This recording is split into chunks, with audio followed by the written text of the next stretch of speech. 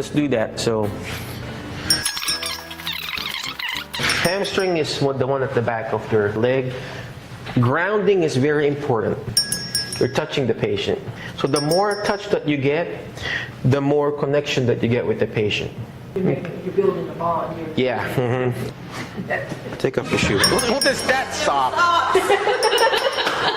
You prepared for that, man? You really prepared for it, huh? I love it. So look at that. Sweeney the Pooh. Turtles. Turtles. Just make sure you support here, because some of them, they're tight, they're going to bend that knee. So hamstring here, just touch it. Dorsiflex. Of course, I'm not asking you to push all the way up. Just ask your therapist, hey, are you comfortable me stretching your patient their hamstring? So we call it PJM or manual stuff, but just the stretching, hamstring stretches. It doesn't have to be a fancy stretch. We have different types of stretching. We call it ballistic, we call it PNF, we call it fancy other stuff. But just ask your therapist, hey, what are you comfortable with? You're comfortable with me stretching the hamstring? Okay. How many seconds of a hold do you want me to do? Oh, go ahead and do 15-second hold. If they say 15, do 15. But ideally, when you want to read the books, the true stretching is 30-second stretch to release what your GTO. They're what you call, in your muscles, you got your GTO, it's your Golgi tendon organ. And that's the one that it gets releases. Your muscle spindles too. You got fibers there on your muscle. If it's your muscles are just like your hair. If you got knots in your hair, it's going to be harder to stretch. It's going to be harder to comb when you have knots in your hair. Well, same thing with your muscles. All right, and just tell them, hey, relax. Just let me stretch you. All right. So hamstring. That's SLR. Straight leg racing, hamstring. Okay. The next thing that they're going to tell you, hey, do KTC or single knee to chest. Single because Matt is single. No. Single because it's single knee to chest. So you're stretching. You're stretching the glutes here. So you're holding it.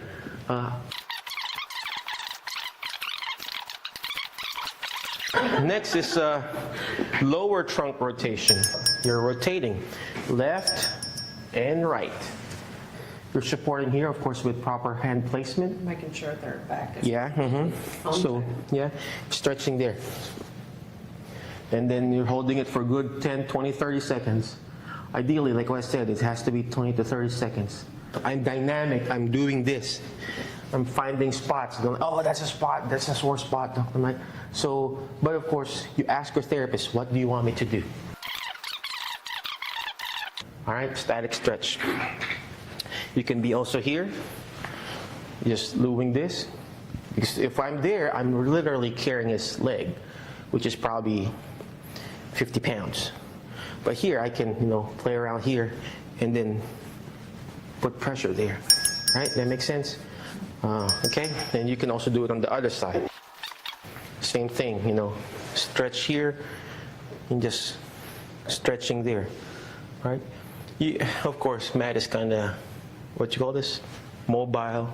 But if it's an older person, some of them, they won't even be able to do it.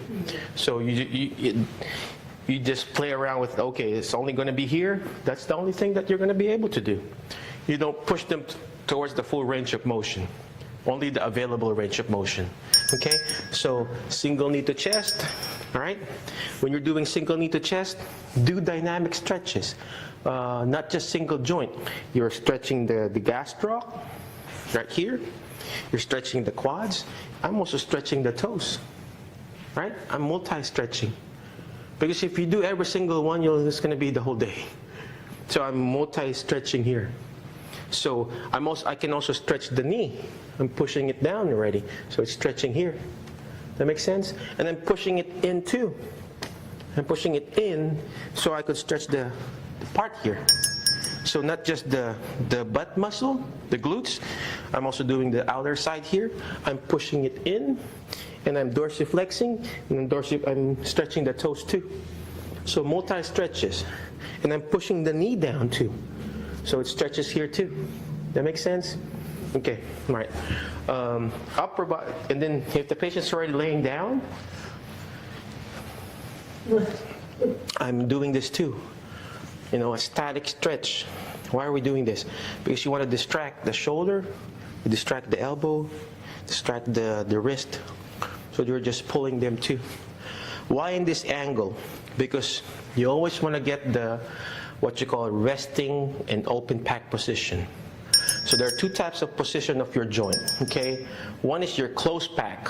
When you say close pack, means the joint is where it's closest. So the joint is in a compacted position. Open pack means it's in open in the loosest position. Okay, so if I have this in my shoulder, what is this? Do you think it's a close pack? Yeah, it's just close because the shoulder joint is very compacted, right? But if you open it, this is the open pack. All right, you know, you're not going to take the board exam, but it's 20 and 30. That's the open pack position of that joint. So the loosest position of that joint. Okay, so you're distracting it. You know, sometimes I'll ask the patient to look towards that side, so and then side bend towards that, so you open it. Remember, when it's compacted, when it's compressed, when everything is compressed, the neck is compressed, there's no nerve flow, there's no arterial flow, there's no venous flow, and worse, there's no lymph flow, the fluid flow. But if you open it, right, it's open, you got more flow. That makes sense? Right. And then you put the hand behind here, distract and stretch, distract and stretch, distract and stretch, okay? You can also pull it towards there, so you're stretching the lats too, okay? All right, go ahead and sit up, Matt. For the back, all right, we also stretch the neck, you rotate. So me, like what I say, I want to play with the joint. I'm not asking you to play with the joint. Just steady stretch, right? Steady stretch for you guys, okay? So same thing with the opposite side. You know, proper body mechanic is very important, especially with man. It's a big guy, right? So if I was there, it's going to be harder for me to move the head around. See, if it's there, see, it's harder for my hand placement. So proper body mechanics, you don't want to lose that. So position yourself, stretching, rotate, okay? Another thing that you can do when they're sitting like this, sitting in a chair, distraction again, distraction, shoulder stretches. This is your tricep stretch, right? I'm moving here, I'm moving the scapula, I'm going to the middle part of the scapula too. All right, and then towards this side, I'm rotating them, not just the shoulder. Why did I choose you as a subject? Short of breath already, man.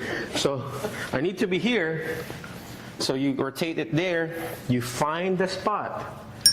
All right, you find that spot, the scapular area, and that way you're moving that too. You're moving that scapular area. That makes sense? Okay, what else? Trunk rotation. You're doing trunk rotation. So you're helping that spine to move around.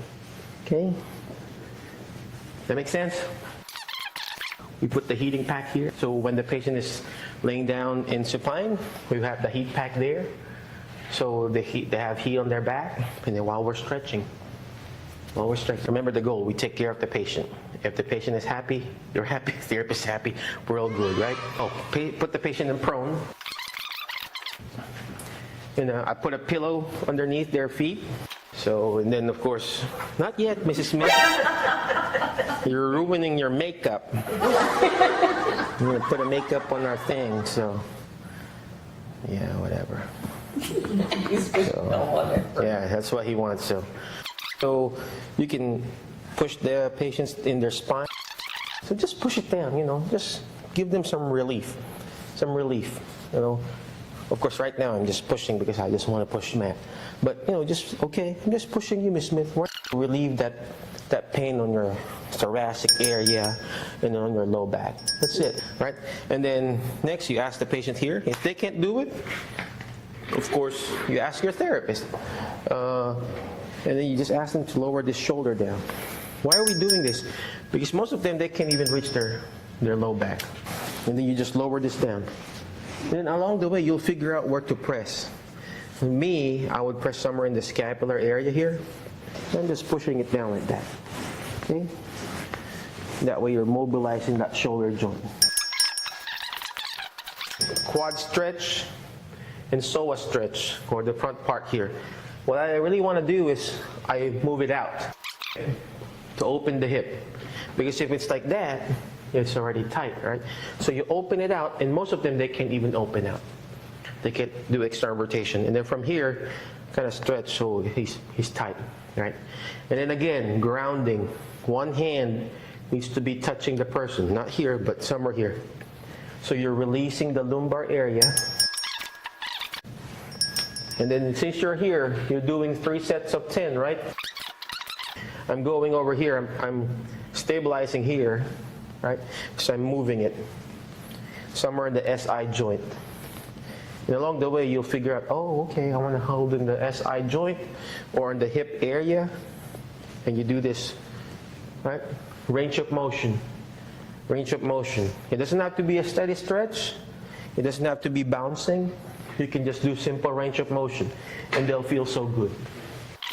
I'm touching him because I want him to know I'm still present with him. Same thing. You know what I mean? Pacing yourself. 3, 5, 4, 3, 2, and 1. So another thing, rotation on the foot, rotation, right? Hey, most of them, they don't have foot rotation. You know, some of them, they got very ticklish foot or something. They're not used to, you know, doing that. But once they feel that, you know, you can do it. Ask them to do some stretching on the wall. You know, ask them to grab like a yoga thing and then ask them to lean forward. So, all right. From here, you ask the patient, hey, Mrs. Smith, could you go on all your fours? Or Mr. Smith, on all your fours. Of course, some patients, they can't do this, right? And most of them, they can't. But if they can, the higher level patient, all the way to your heel. There you go. And you're kind of stretching them too. Stretching them too. You know, holding it there. Holding it there. And then you're grounding. You can just leave them alone. Other therapists, I know one therapist somewhere in Mackenzie, she told me, I don't touch my patient. What kind of therapy is that, right? You ask them to stretch, you know, have them, yeah, of course, with permission, right? Have them stretch there. And then you can go ahead and sit up, Mr. Smith, and then you check their vital signs. And then you hand that to your therapist. Hey, we did this, we did that, here's the vital signs. That's it. And we've helped the patient, and we've helped the therapist. And then everybody happy. Look at you checking each other's heart rate and oxygen. Very good. I see you doing it anyway, so very good. Another thing that you also need to be comfortable when you're doing that, you take off your shoes, your keys in your pocket, and your cell phone, because sometimes when you kind of move around, it kind of touches them and then like weird sensation, oh, there's the key poking on me or something. Even the watch, I most of the time I remove it too when I'm doing, so Matt removes it too. So, but of course if you're not touching the patient, you're just doing cardiac protocol, it's fine. All right, we're going to bring that chest in, and then you're going to tell me if it's too much. You just give her like, Good, right there. Okay, we're going to hold all the way up. All right, I want you to straighten your knee out. Okay, and you're going to tell me when. No, I got it here first. Hmm?